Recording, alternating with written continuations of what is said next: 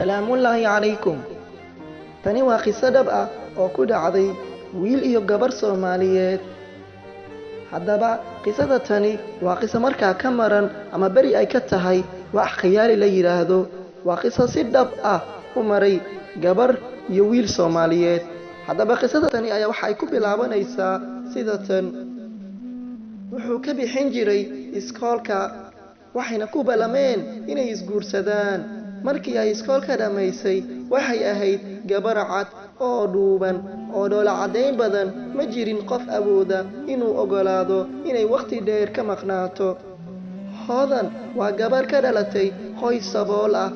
Maxamed Carab 3 bilood ka hor intii aanay iskuulka dhamaynin, Hodan ayuu u laabtay Yurub. Markii ay gabadhii dhamaysay iskoolkii, wuxuu ku wargeliyay in la gaaray xilligii ay ku balameen guurka.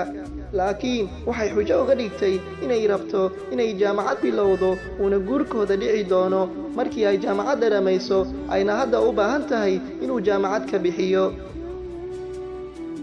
Maxamed kuma uusan farxin hadalkaas, wuxuuna dareemay inuusan waqti intaas ka badan uu ku lumin karin.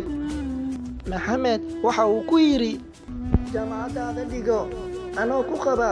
Laakiin waxa ay ka dhaga adeegtay hadalkaas, waxayna Hodan ogeyd inuu si xad dhaaf ah u jecel yahay.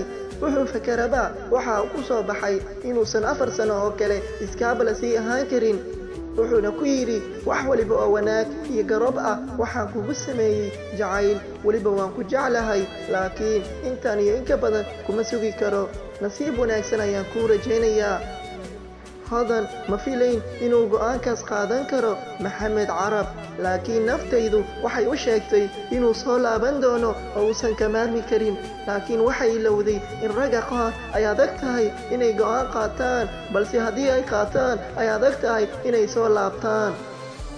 Maxamed 4 bilood kadib wuxuu guursaday gabar haysata 1 wiil oo degan dalka Sweden.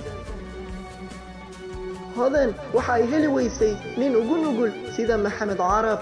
8 bilood kadib markii uu xiriirkeeda hore burburay, ayay heshay nin macallin jaamacadeed ah, waxayna ku heshiiyeen meher qarsoodi ah inuu jaamacadda fariig kaga dhigo una bishii siiyo khidmad yar.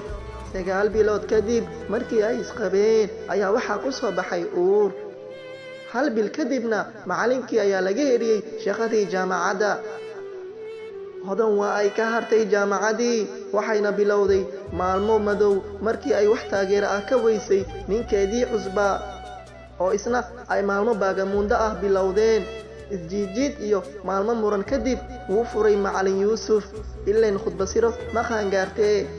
Waxay qaadatay go'aan adag oo ah inay iska soo xaaqdo cunuga caloosheeda ku jira.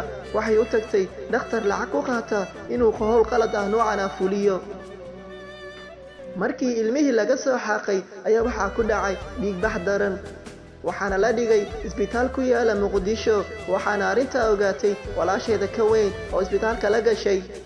Hodan iyo walaasheed waxay awoodi waayeen qarashigii isbitaalka, waxaana la raadiyey macallinkii, balse kama uusan jawaabin telefoonka. Hodan walaasheed ayaa wacday Maxamed Carab oo ahaa ninkii ay horay u xujaysay. Hodan waxayna u sheegtay xaalka Hodan ay ku sugan tahay iyo sida ay wax u dhaceen.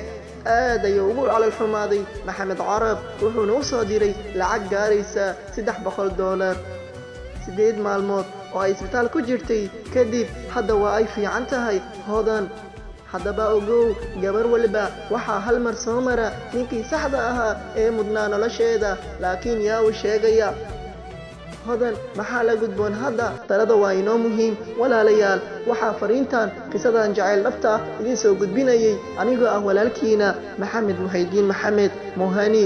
Haddaba haddii aad ku cusub tahay channelka Qalbi Jacayl 10, ku soo dhawow, furo gambaleelka si uu kuu soo gaaro muuqaal walibaan halkaan soo gelino. Mahadsanidin.